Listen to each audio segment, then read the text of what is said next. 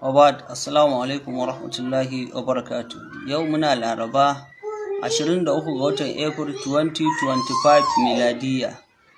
Kamar yadda aka sani, bayani ya gabata akan ruwayar Anas dan Malik wadda yake cewa wani mutum ya zo wajen Annabi sallallahu alaihi wasallama ya tambaye shi ina babansa. Annabi ya ce babanka yana wuta.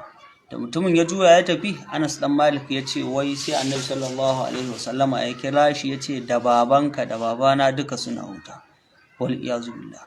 Mun yi zama na ɗaya, na biyu, na uku, na hudu, wanda duka mun gabatar da illolin hadisin da kuma shi mai hadisin, ma'ana wanda ya ruwaice shi Anas dan Malik kenan. Duk kusan nukudodin da ya kamata a ce mun tauna su dangane da wannan hadisi, alhamdulillah mun tattauna su, illa dai wata nukuda guda ɗaya wadda ta rage, wadda ita kuma zan jinkirta bayanin ta sai sadda muka kammala wato bayani akan wane ne Abu Hurairah kuma menene matsayin ruwayarsa.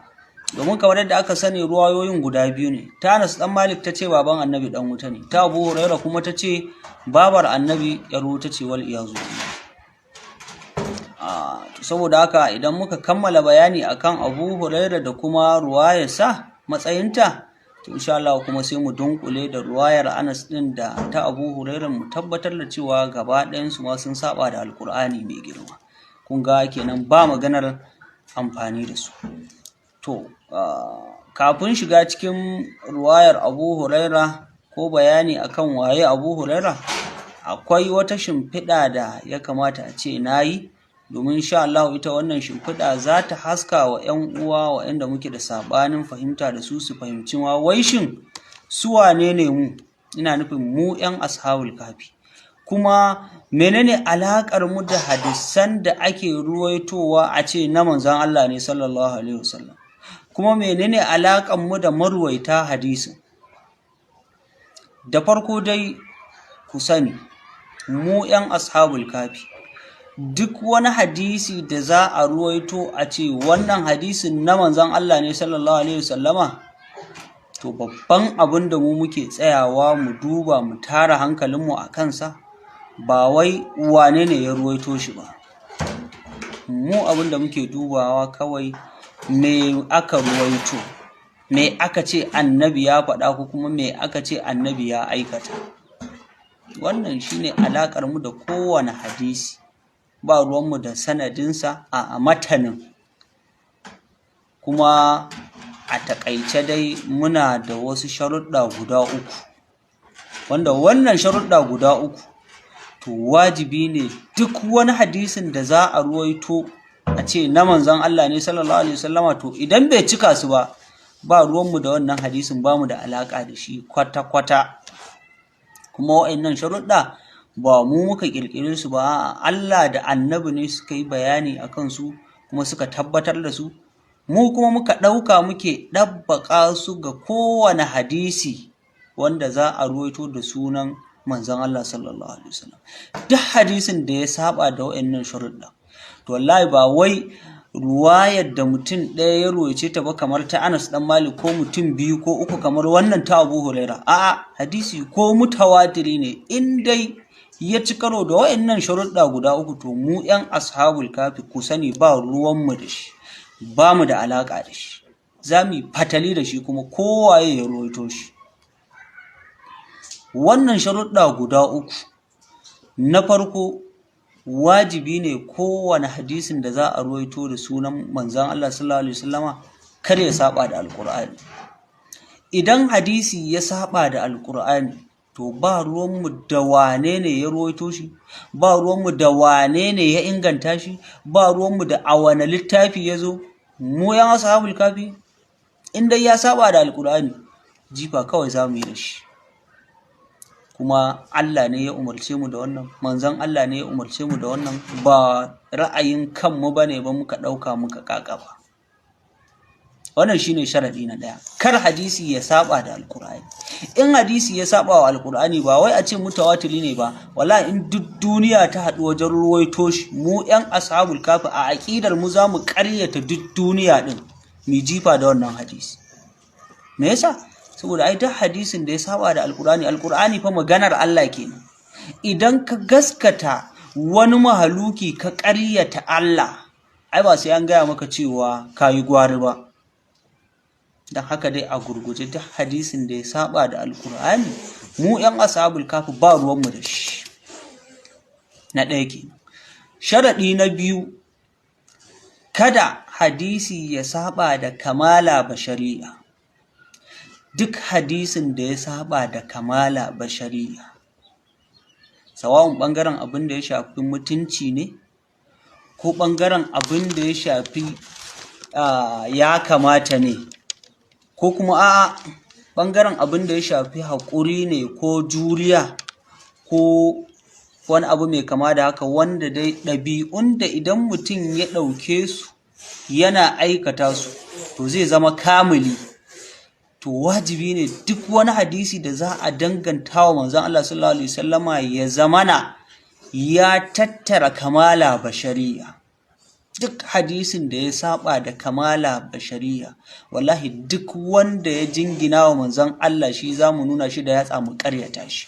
Ba ruwanmu da hadisin waye ya ruwaito shi ko kuma wani littafi ya zo, kowa ya san wannan. Da zarar muka ji magana ta rashin haƙuri a cikin hadisi, to ba za mu taɓa yadda cewa annabi ne ya faɗe shi, domin ubangiji ya sifanta mana annabi sallallahu alaihi wasallam a cikin alƙur'ani cewa mai haƙuri ne.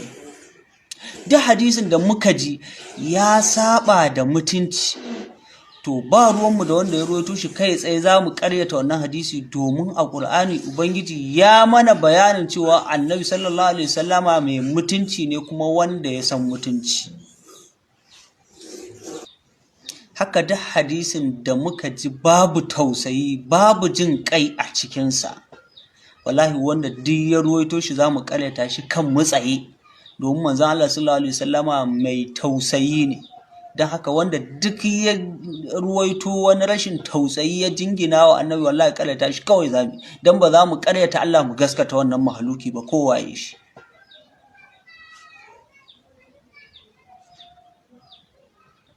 Wannan duk suna ƙarƙashin kamala bashariya, haƙuri, yafiya, juriya, tausayi, sanin ya kamata.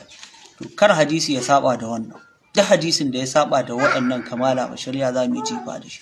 Sharaɗinmu na biyu kenan. Sharaɗi na uku, wanda wajibi ne duk wani hadisi da za a dangana wa manzon Allah sallallahu alaihi wasallama shi, to ya tabbata wannan hadisi ya dace da waƙi. Duk hadisin da ya saba da waƙi, shi ma ba ruwanmu da wanda ya ruwaito shi, ba ruwanmu a wani littafi ya zo, jifa kawai za mu yi da shi. Ma'anar dacewar hadisi da waƙi, kamar misali akwai hadisin da Anas ɗin ya ruwaito, akwai Nana Aisha ma cikin marwaitan hadisin, na cewa annabi sallallahu alaihi wasallama wai ya je garin Madina ne, ya ga wasu suna kilili na dabino. Annabi sallallahu alaihi wasallama ya ce ai ko ba su yi wannan kilili ba, dabinon zai yi kyau. To ire-iren waɗannan hadisai su ma fa ba ruwanmu da su, domin me magana ce da take saɓanin gaskiya aka ce annabi ya faɗa, domin da ya kasance ba a yi kililin ba kuma sai gashi hadisin bai yi kyau ba, wannan dabinon bai yi kyau ba. To irin wannan hadisan su ma ba ruwanmu da irinsu. Ko kuma irin hadisin da ake cewa annabi sallallahu alaihi wasallama ya ce, ya nuna wani yaro ya ce idan yaron ya yi tsawon rai to ba zai tsufa tukub ba, za a tashi kiyama. Sai gashi yaron yanzu shekara 1000 da wani abu ake da mutuwarsa, shekara 1400 da ake magana ya mutu, ba a san shi ba kuma ba a tashi kiyamar ba. Kun ga shi ma ya saba da waƙi. To irin wannan hadisin shi ma ba ruwanmu da wanda ya ruwaito shi, ba ruwanmu a wani littafi ya zo, jifa kawai zamu da shi mu yan ashabul kafi. Saboda haka dai hadisin da ya dace da waƙi za mu karɓe sa, amma in ya saba da waƙi to ba ruwanmu da shi. Wannan su ne sharuɗa guda uku manya-manya waɗanda 'yan ashabul kafi suke amfani da su wajen tantance hadisin manzon Allah da wanda yake ba nashi ba. Wannan ita ce alaƙar mu da hadisai da ake ruwaitowa a jingina wa manzon Allah sallallahu alaihi wasallama. Kar su saba sharuɗan nan guda uku. To sai kuma alaƙar mu da marwaitan hadisi. Marwaitan hadisi shine zaka kama tun daga kan shi mai littafin, idan masu isnadi ne kenan kamar su Bukhari da Muslim da Tirmidhi da sauransu, kun ga ai su suna karanto isnadi ne su ce sun ji wane ya faɗa musu daga wane daga wane daga wane daga sahabi wane annabi ya ce ko annabi ya aikata abu kaza. To wayannan marwaitan tun daga kan mai littafin har zuwa kan sahabin gaba ɗayansu su ake kira da marwaita.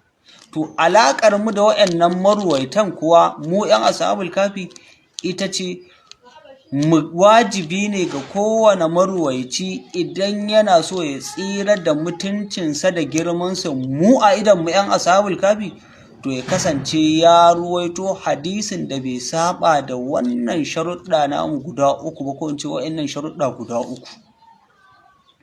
Tunda kamar yadda na faɗa, Allah ne ya tabbatar da su, annabi ne ya tabbatar da su, ba namu bane ba, illa dai mu mun ɗauka muna amfani da su ne. Duk sahabi ko duk marwaicin da ya kuskura ya ruwaito maganar da ta saba da alkur'ani za mu ban masa kayansa. Duk marwaicin da ya kuskura ya ruwaito maganar da ta saba da mutunci ko tausayi ko haƙuri ko yafiya ko ya kamata ko juriya ya dangana wa manzon Allah ko kunya ko kara, wallahi mu ba za mu masa kara ba, jifa za mu yi da shi. Yadda ya dangana wa annabi rashin kara, haka mu ma ba za mu masa kara ba, za mu yi jifa da maganarsa. Sannan duk marwaicin da ya kuskura ya ruwaito maganar da ta saba da waƙi ya danganta wa manzon Allah ita ma Allah ba za mu karba ba.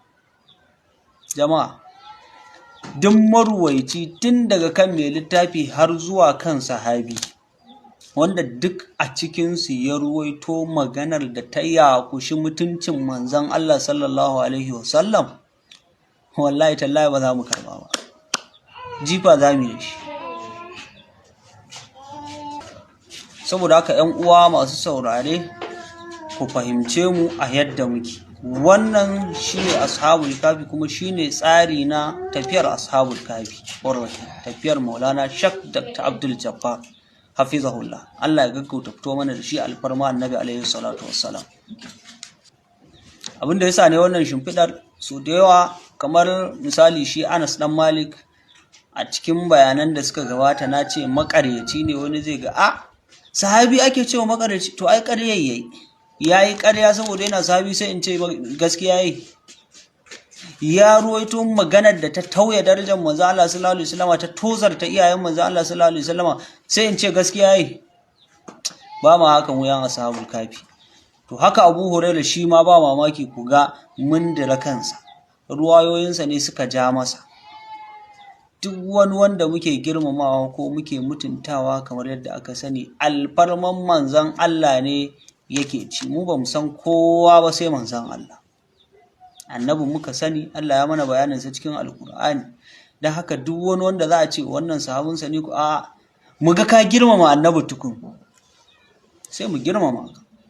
Amma da zaran muka ga ka raina annabi, ko a ruwayoyinka ko a mu'amalarka, sawa'un na da can ne kai ko kuma a yanzu kake numfashi a ban ƙasa tare da mu, to Allah yana tabbatar maka mu a tsarin mu 'yan ashabul kafi ba ruwanmu da kai. Kuma haka aka tarbiyance mu, haka aka lene mu, haka muka tashi, haka za mu rayu da taimakon Allah, haka za mu mutu. In tsarin ya maka, zo mu tafi. Bai maka ba, je ka yi abin da ka fahimta. Wannan shine tafiyar ashabul kafi, kuma shine alakar mu da sahabbai, ko in ce da marwaita, kuma shine alakar mu da abubuwan da hadisan da ake ruwaitowa. Kuma in za ku mana adalci, na shi insha Allah duk hadisin da kuka ga mun tunkare shi muna karanta shi kan mutsaye, to za ku ga ya ci mutuncin annabi ne, ko ya keta alfarmarsa, ko ya karyata Qur'ani. Sannan duk sahabin da za ku ga mun kama ketitir muna kokawa a kansa, to wallahi za ku ga ya rena manzon Allah ne sallallahu alaihi wasallam. Kamar Anas da Abu Hurairah, duk a ruwayoyinsu akwai raini ga manzon Allah da cin mutunci da karelai da sharri da kazafi. Yanzu ga su sayyidina Abu Zarr al-Ghifari, Bilalu, Huzaifa bin al-Yaman, Ammar bin Yasir, Abdurrahman bin Auf da sauran sahabbai ga sunan da yawa kun taba ji muna magana akan su